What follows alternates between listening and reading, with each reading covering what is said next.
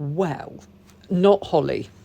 Holly is an angel into you. The very first dog I ever got, I mean, it was many, many, many years ago. I think I would have got her in, 1988 maybe. Anyway, and I didn't know anything about dogs. I didn't know about dogs what I know now. And if I got her now, things would be very... But it was a different time, and I did not know about dogs the way that I do now. I got a dog called Lucky. And bless her, my ex. The first night we had her, she had to sleep outside, and stress anxiety wasn't a thing we knew about. Anyway, more to the point, she was a wonderful dog. I loved her to pieces. She was amazing with the children.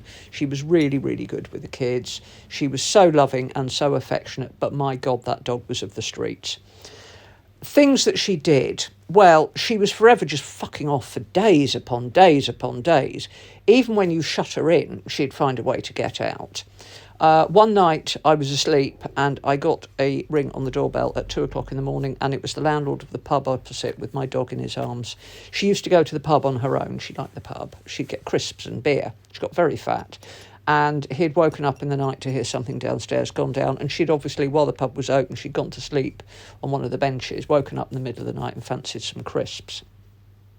But the very worst thing that she ever did was one day, Sunday afternoon, lovely sunny day, early spring, I think, early summer, sat it downstairs, baby on my lap. As far as I knew, one of the dogs was asleep down there, and as far as I knew, she was upstairs asleep on the bed.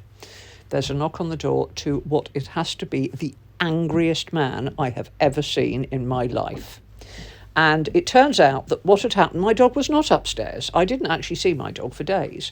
We had those, the 70s detached with a big picture window and the living room that goes front to back and front garden. And in the back half was the dining room, and they were expecting Granny and Grandad for tea. So they got the table and they'd laid it with cakes and sandwiches, proper tea. And they'd seen the car pull up, so they'd gone outside to the car to say hello to Granny and Grandad. And they'd come back in and they'd had a look at the pond and the garden, and they'd admired the garden. And they'd walked back in and they'd walked into the living room, and on the table was my dog eating the cake. She took one look at them and she spun around.